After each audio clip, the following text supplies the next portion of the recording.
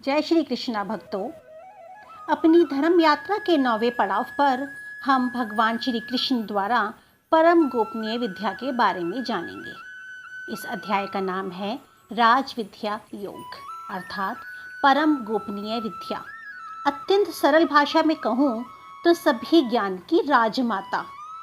अभी तक हमने भगवान श्री कृष्ण द्वारा कर्म योग, ज्ञान योग, भक्ति योग को जाना, समझा और मुझे विश्वास है कि अपने जीवन में अपनाना भी हमने आरंभ कर दिया है। इन कर्म योग, ज्ञान योग, भक्ति योग को अपनाकर हम हृदय की शुद्ध अवस्था में आ गए हैं। ठीक वैसे ही जैसे अर्जुन ने अपनी शुद्ध हृदय की अवस्था को प्राप्त कर लिया था। भक्तों, यह ज्ञान हर स्वभाव व प्रकृति वाले व्यक्ति के लिए लाभप्रद है। इस रहस्यमयी ज्ञान को जान लेना सभी प्राणियों के लिए हितकर है। आइए अब श्री कृष्ण के शब्दों में ज्ञान सागर में डुबकी लगाते हैं। परमेश्वर श्री कृष्ण अर्जुन से कहते हैं, हे अर्जुन, आज मैं तुम्हें विज्ञान सहित परम गहन ज्ञान से अवगत कराऊंगा, जिसे जानकर तुम भौतिक जगत के लोभ, मोह, माया, कष्टों से मुक्त हो जाओगे। राज विद्या का यह ज्ञान अत्यंत गहन है। इसको सुनने से प्राणी शुद्ध हो जाता है। हे शत्रुओं पर विजय प्राप्त करने वाले अर्जुन, जो प्राणी मुझ में श्रद्धा नहीं रखता, मोह माया भोग विलास में लिप्त रहता है, मुझे परम ब्रह्म मानकर मेरा नाम जप नहीं करता, वह जन्म मृत्यु के चक्र में फंसा रहता है। हे कुंती पुत्र अर्जुन, मेरी दिव्य शक्तियों के रहस्य को देखो। मैं ही सभी जीवित प्राणियों का रचने वाला तथा पालने वाला हूँ। फिर भी मेरे द्वारा उत्पन्न प्राणी मुझ में स्थित नहीं रहते और मैं उनसे या प्राकृतिक शक्ति से प्रभावित नहीं होता। अर्जुन, जिस प्रकार वायु आकाश में प्रभावित होती है, वैसे ही सभी प्राणी मुझ में हैं। हवा आकाश में है, लेकिन आकाश पर हवा का कोई असर नहीं है। ठीक उसी प्रकार हम श्री कृष्ण से हैं, लेकिन हमसे उनका कोई विस्तार नहीं है। श्री कृष्ण की योग शक्ति से ही प्राणी के शरीर में उनकी आत्मा है, जिसका अर्थ है हम उनसे ही उत्पन्न हुए हैं। हमारे मूल पिता, जगत के पिता श्री कृष्ण ही हैं, जो हमारा पालन कर रहे हैं। जिस प्रकार हवा आकाश पर कोई प्रभाव नहीं डालती, आकाश को गंदा नहीं कर पाती, उसी प्रकार हमारी बुरी आदतें, गलत कर्म से श्री कृष्ण पर कोई प्रभाव नहीं पड़ता। जिस प्रकार हवा आकाश के दायरे में कहीं भी बह सकती है, उसी प्रकार हम सामान्य प्राणी श्री कृष्ण के दायरे में हैं, पर कर्म करने के लिए स्वतंत्र है।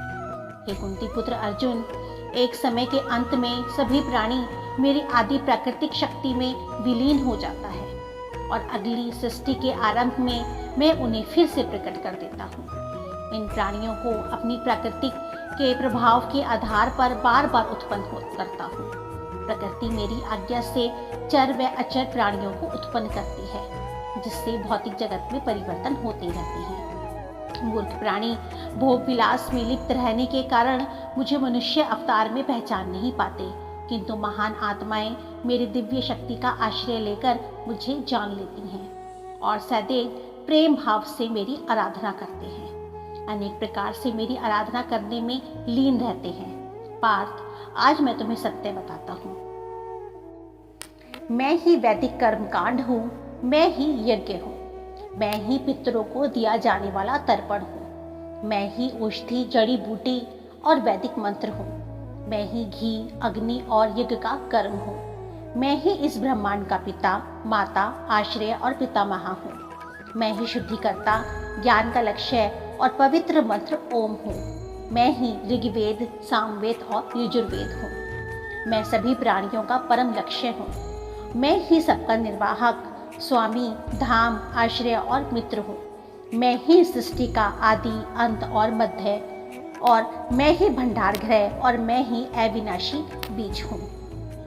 हे अर्जुन, मैं ही सूर्य को गर्मी प्रदान करता हूँ तथा वर्षा को रोकता हूँ और वर्षा को लाता हूँ। मैं ही अनश्वर तत्व और उसी प्रकार से साक्षात मृत्यु हूँ। मैं ही आत्मा और उसी प्रकार से मैं ही पदार्थ हूँ।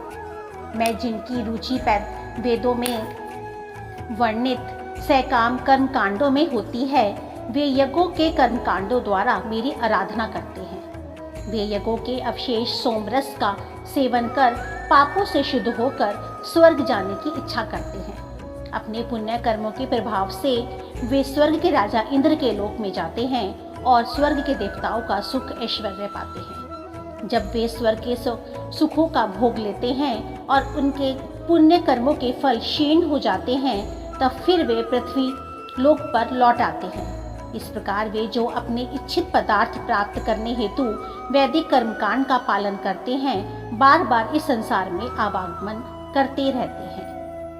किंतु जो लोग सदैव मेरे बारे में सोचते हैं और मेरी भक्ति में लीन रहते हैं, जिनका मन सदैव मुझी में ही लीन रहता है, उनकी जो आवश्यकताएं होती हैं उन्हें मैं ही पूरा करता हूँ और जो कुछ उनके स्वामित्व में होता है उसकी रक्षा करता हूँ। हे कुंती पुत्र अर्जुन, जो श्रद्धा से अन्य देवताओं की पूजा करते हैं वे मेरी भी पूजा करते हैं, लेकिन ये सब अनुचित ढंग से करते हैं। मैं ही समस्त यज्ञों का एकमात्र भोक्ता और स्वामी हूँ, लेकिन जो मेरी दिव्य प्रकृति को पहचान नहीं पाते वे बार बार जन्म लेते हैं। जो देवताओं की पूजा करते हैं वे देवताओं के बीच जन्म लेते हैं। जो पितरों की पूजा करते हैं वे पितरों के योनियों में जन्म लेते हैं। भूत प्रेतों की पूजा करने वाले उन्हीं के बीच जन्म लेते हैं और केवल मेरे भक्त मेरे धाम में प्रवेश करते हैं। यदि कोई मुझे श्रद्धा भक्ति के साथ पत्र, पुष्प, फल या जल ही अर्पित करता है, तब मैं प्रसन्नता पूर्वक अपने भक्त द्वारा प्रेम पूर्वक और शुद्ध मानसिक चेतना के साथ अर्पित वस्तुओं को स्वीकार कर लेता हूँ। हे कुंती पुत्र, तुम जो भी करते हो, जो भी खाते हो, पवित्र अग्नि में जो भी आहुति डालते हो, जो भी दान करते हो, जो भी तपस्या करते हो, यह सब मुझे अर्पित करते हुए करो। इस प्रकार सभी कार्य मुझे समर्पित करते हुए तुम शुभ और अशुभ फलों के बंधन से मुक्त रहोगे। इस वैराग्य द्वारा मन को मुझ में अनुरक्त कर तुम मुक्त होकर मेरे पास आ पाओगे। मैं समान भाव से सभी जीवों के साथ व्यवहार करता हूँ। ना तो मैं किसी के साथ घृणा करता हूँ और न ही मैं किसी के साथ पक्षपात करता हूँ। इस अध्याय का सार कहा जाए तो भगवान श्री कृष्ण ने अर्जुन को समझाया है कि सदैव मेरा ही चिंतन करो, मेरे भक्त बनो, मेरी पूजा करो। अपने मन और शरीर को मुझे समर्पित करने से तुम निश्चित रूप से मुझको प्राप्त करोगे। परमपिता परमेश्वर श्री कृष्ण इस लोक व परलोक सभी लोकों में अपने भक्त का हित ही करते हैं, तो वह हमारा भी हित ही करेंगे। तो भक्तों, मैं इसी के साथ अपनी वाणी को विराम देती हूँ। मुझसे कोई त्रुटि रही हो तो मैं क्षमा प्रार्थी हूँ। जय श्री कृष्ण। राधे राधे।